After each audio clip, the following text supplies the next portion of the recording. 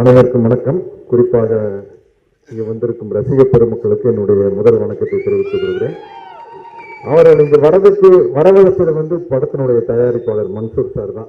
அவருக்கு என்னுடைய நன்றியை தெரிவிச்சுக்கிறேன். உங்களை எல்லாம் சந்திச்சு ரொம்ப நாள் ஆகுது. இன்னைக்கு மறுபடியும் உங்களை பார்க்கறதுல ரொம்ப மகிழ்ச்சியா இருக்குது. சூப்பர் ஹியூமன் சாகான்னு போட்டிருக்காங்க.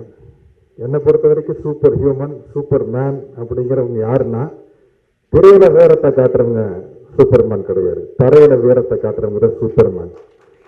அப்படி தரையில வீரத்தை காட்டின ஒரு மிகப்பெரிய சூப்பர்மேன் தேசிய தலைவர் மேதகு பிரபாகரன் அவர்கள்.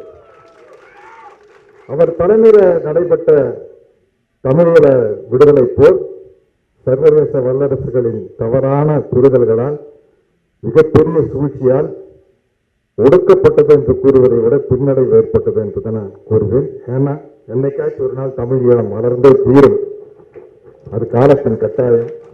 இன்னைக்கு இதை பற்றி பேசினா, இன்னைக்கு மே 17 உள்ளிவாய்க்காலில் நடந்த இனப்படுகொலை நடந்த நாள். அந்த போராளிகள் அனைவருக்கும், தமிழ் உறவுகளுக்கும் என்னுடைய வீர வணக்கத்தை கூறிக்கொண்டு இந்த உரையை துவங்க நான் வைத்திருக்கிறேன். இந்த படத்தினுடைய கதையை டைரக்டர் குகன் சொல்றாரு, கூட தயாரிப்பாளர் மன்சூர் வந்திருக்காரு. பார்த்தா பெரிய செலவா பண்ற ஒரு படம் மாதிரி தெரியுது. இல்லை, இவ்வளவு பெரிய செலவா ஒரு படம் சொல்றாரு.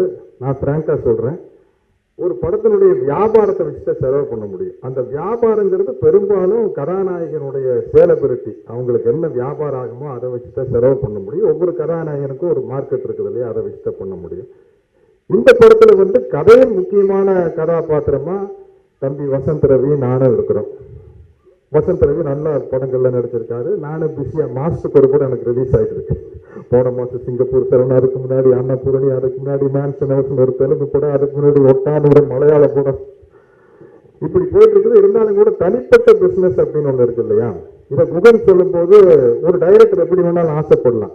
ஆனா இதை செலவு பண்றதுக்கு ஒரு ப்ரொடியூசர் வேணும். மன்சூர் சார் புது ப்ரொடியூசர். எனக்கு இதுக்கு முன்னாடி அவர் பழக்கம் இல்லை. எப்படி செலவு பண்ணுவாரோ அப்படின்ட்டு எனக்கு ஒரு சந்தேகம். நான் இந்த பாகுபலி ஷூட்டிங் போனப்போ தான் நான் பார்த்தேன், ஒரு ஷூட்டிங் ஸ்பாட்டுக்கு போனால் ஒரு கேமரா இருக்கும், கிரேன் இருக்கும், ட்ராலி இருக்கும், ட்ராக் இருக்கும், லைட்ஸ் எல்லாம் இப்படி இருக்கும். பாகுபலி ஷூட்டிங் தான் போனால் புல்டோசர் ஒரு சைடு வேலை செஞ்சுக்கிட்டு இருக்குது. ஒரு பெரிய கிரேன் கல்லெல்லாம் தூக்கி ஒரு இடத்துல போட்டுக்கிட்டு இருக்கு. என்னடா அது படம் எடுக்கிறாங்களா இல்லை ஏதாச்சும் டேம் கட்டுறாங்களாங்கிற மாதிரி இருந்தது பாகுபலி லொக்கேஷனுக்கு போனால். அதுக்கப்புறம் அதே அட்மாஸ்பியர் வாகமான் இந்த படத்துக்கு பார்த்த வெப்பனுக்கு போனா இதே மாதிரி ஒரு புல்டோசர் நிற்குது, என்னென்னமோ செஞ்சுக்கிட்டு இருக்காங்க. ஒரு கிரேனை என்னப்பா நம்ம என்னமோ நினைச்சு இந்த ப்ரொடியூசர் மன்சூர் இவ்வளவு செலவு பண்ணி எடுக்கிறாரு. அவருக்கு இருக்கிற அந்த குகனுடைய ஸ்கிரிப்ட் மேல அவருக்கு இருக்க தைரியம் தான். உண்மையிலேயே நீங்க கமலா தேட்டர்லயும் சத்தியம் தேட்டர்லயும் அங்கேயும் இங்கேயும் வச்ச பேனர் கொடுத்த வாடகையில் இன்னும் நீங்க 2 படம் எடுத்திருக்கலாம். நானே சொல்லுவேன், குகன்கிட்டையும் கூட சொன்னேன், எதுக்கு இவ்வளவு செலவு பண்ணிட்டு இருக்காரு. பொதுவாக நடிகர்கள் என்னப்பா ப்ரொடியூசர் சரியாவே செலவு பண்ண மாட்டேங்கிறாருன்னு நினைப்போம். ஆனா எதுக்கு இவ்வளவு செலவு பண்றாருங்கிற மாதிரி நினைக்க வச்சவர் மன்சூர். இந்த படத்தினுடைய ஹிந்தி டப்பிங்க்கு இன்னும் டப்பிங்கே பண்ணல, இனிமேல் தான் பண்ண போறாரு. தமிழும் தெலுங்கு தான் டப்பிங் பண்ணியிருக்காரு. ஹிந்தி டப்பிங்க்கு 6 மாசத்துக்கு முன்னாடியே பாம்பேல பெரிய பிரீமியர் ஷோல நடத்தி காட்டிட்டாங்க.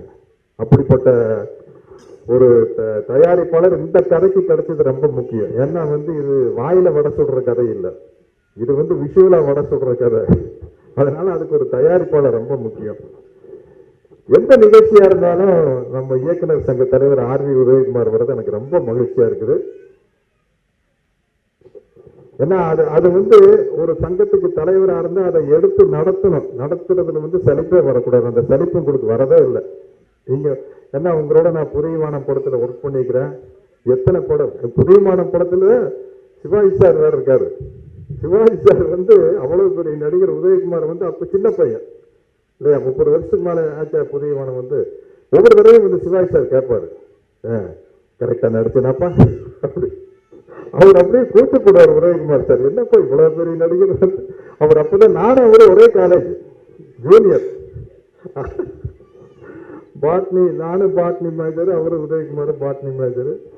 அந்த மாதிரி நடந்த விஷயங்கள். ஏதாவது என்னுடைய நண்பர் விஜயகாந்துக்கு எத்தனையோ பாட்டுகள் இருக்குது.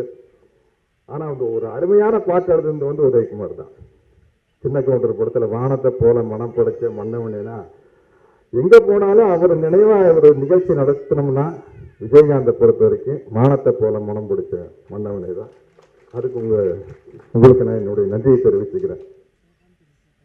இந்த வெப்பன் ஷூட்டிங் போனா எல்லாரும் பாடி பில்டர் இருக்கிறாங்க. என்ன தவிர வசந்த் ரவி சட்டையை கட்டினா 6 பேக்ஸ் வச்சிருக்காரு, ராஜீவ் பிள்ளை சட்டையை கட்டினா 8 பேக்ஸ் வச்சிருக்காரு. அவரு இங்க ஒரே சிங்கிள் பேக் தான்.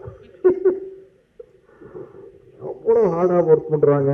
ஆனா நம்ம ஸ்டண்ட் மாஸ்டர் சுதீஷ் ரொம்ப அவர் எனக்கு நம்ம புரியவான எல்லாத்துலயும் ஒர்க் பண்ணியிருப்பார். எல்லாம் அப்ப விக்ரம் தர்மா, சூப்பர் சூப்பராய மாஸ்டர் கிட்ட எல்லா படத்துலயும் அவரு சுதீஷ் ஒர்க் பண்ணுவார். அந்த எக்ஸ்பீரியன்ஸ் அதனால எங்களை எல்லாம் ரொம்ப கஷ்டப்படுத்தின மாஸ்டர்கள். சூப்பர் சூப்பராயன் கிட்ட எல்லாம் ஒர்க் பண்ணிட்டோம்னு வச்சுக்கங்களேன், எங்க வேணாலும் போய் சண்டை போட்டுடலாம், அப்படிப்பட்ட மாஸ்டர். ஆனா இன்னைக்கு சுதீஷ் எங்களை கஷ்டப்படுத்தாம நம்மளுடைய வயசையும் சைஸையும் மனசில் வச்சுக்கிட்டு அதுக்கு தகுந்த மாதிரி நோகாம நோம்பி கும்பிடுற மாதிரி ஒரு படம் பண்ணியிருக்காரு. ஆனா இந்த படம் பாருங்க, விஷுவலா பார்க்கல அவ்வளவு பிரமாதமா இருக்கு. ஏன்னா இனிமே எதிர்காலத்துல சினிமா இப்படி பெருசா போயிட்டு இருக்கும். நான் எப்படி வேணாலும் ஒரு நடிகரை காட்டிக்கலாம். இப்போ பாகுபலியில நடிக்கையிலேயே நான் இதே வெயிட்டு தான். ஆனா இந்த கட்டப்பாடு அப்படி இருந்தது காரணம் இங்க பேடு கீடெல்லாம் வச்சு நம்மளை அப்படி ஆக்கிட்டாங்க. இப்போ பாகுபலி அனிமேஷன் இன்னைக்கு ரிலீஸ் பண்றாங்க, மே 17 கார்ட்டூனா பண்றாங்க. கட்டப்பா இன்னும் மசாலா எல்லாம் அதிகமாகி போச்சு. அதுல அவன் ஆர்னால்ட் ஷ்வார்ஸ்நெகர் சில்வர் ஸ்டார் லெவலுக்கு இருக்கிறாப்புல. அப்படி இது கூட இந்த படம் கூட இந்த மாதிரி படங்கள் ஜெயிச்சிருச்சுன்னா எதிர்காலத்துல இந்த ஸ்பைடர் மேன் மாதிரி, சூப்பர் மேன் மாதிரி, என்ன ஹல்க் இது மாதிரி ஒரு பிரான்சைஸ் ஆயிடும். அந்த பிரான்சைஸ் ஆயிருந்தா காலம் பூரா அது இருந்துகிட்டே இருக்கும். அந்த காலத்துல ஒரு சைனீஸ் படம் வந்தது. அந்த சைனால ஒரு மன்னருடைய குழந்தை அவங்க இளவரசனா இருக்கையில அந்த மன்னர் ஆட்சி எல்லாம் போய் அங்க பொது உடைமை சமுதாயம் வந்துடும். வந்ததுக்கு அப்புறம் இவன் எங்கேயோ போய் எல்லாம் வந்ததுக்கு அப்புறம் அங்க டூரிஸ்டா கூப்பிட்டு போய் அந்த அரண்மனையை காட்டுவாங்க. அது இவனும் போவான். போனா அங்க எக்ஸ்பிளைன் பண்ணுவான், இங்கதான் இளவரசர் விளையாண்ட இடம் அப்படின்னா அவன் நின்று வேடிக்கை பார்த்துருப்பான். அவன் பெரிய ஆள் போய் திரும்பி வருவான். அது மாதிரி ஆயிரும். நம்ம ஒரு 10 வருஷம் கழிச்சு இந்த ஆர்எஸ்சி ராமபுரா பிலிம் சிட்டிக்கு போனா இன்னும் 10 வருஷத்துல 80 வயசு ஆகி போயிடும் உதய் சார். இப்போ 70 போனா இதுதாங்க கட்டப்பான்னு நம்மகிட்டே காட்டுவாங்க. அந்த மாதிரி இப்ப சினிமாங்கிறது வேற லெவல்ல போயிட்டு இருக்குது. அதுக்கு குகன் மாதிரி நல்ல கற்பனை வளம் மிக்க இயக்குநர்கள் ரொம்ப முக்கியம். வேற லெவலுக்கு கொண்டு போறதுக்கு ஒரு சினிமாவினுடைய வெற்றி அதனுடைய வளர்ச்சி தான் அதுக்கு அதிகப்படியா செலவு பண்ண வைக்கும். அப்படி இப்ப வந்திருக்கிற இளம் இயக்குநர்கள் வியாபாரத்தை பெரிய அளவுல பெருக்கிட்டாங்க. இன்னைக்கு தமிழ் சினிமாங்கிறது இந்தியா பூரா போகுது, ஜப்பான்ல போகுது, வெளிநாடுகள் முழுக்க நம்ம தமிழர்கள் உலகத்தில் அதிகமான நாடுகள்ல வாழும் இனமே தமிழ் இனம் தான்.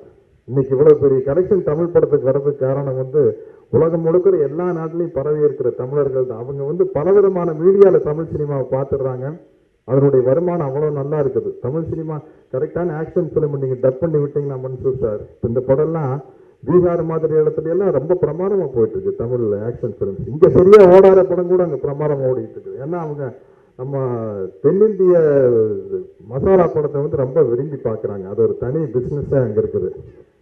அதே மாதிரி இன்னைக்கு இந்த ஊடக நண்பர்களுக்கு நான் ஒரு மிகப்பெரிய நன்றி சொல்லிக்கணும். நான் உங்களை கேட்டுக்கிறேன், இந்த படத்தை எப்படியாச்சு நல்லபடியாக விமர்சனம் எழுதி, இல்லை நல்லா இருந்தால் நல்லா எழுதுங்க, நல்லா இல்லைன்னா குறைகளை சுட்டி காட்டுங்க. அப்போதான் ஒரு மனிதனுக்கிட்ட இருக்கிற குறைகளை சொல்லும் போதும் நிறைகளையும் குறைகளையும் சொல்லும் போது தான் அது நல்லா ஒரு இடத்துக்கு நம்மளுடைய தவறுகளை திருத்திட்டு போக முடியும். அதெல்லாம் ஊடக நண்பர்கள் நியாயமான முறையில் எல்லா படத்துக்கும் ஆதரவா இருந்தா போதும். ஏதோ நாங்க செலவு பண்ணி நடிச்சிட்டோம், நாங்க சம்பளத்தை வாங்கிட்டு இருக்கிறதுக்காக நீங்க புகழ்ந்து பேசணும்னு அவசியமே இல்லை. அது ஊடக தர்மமும் கிடையாது.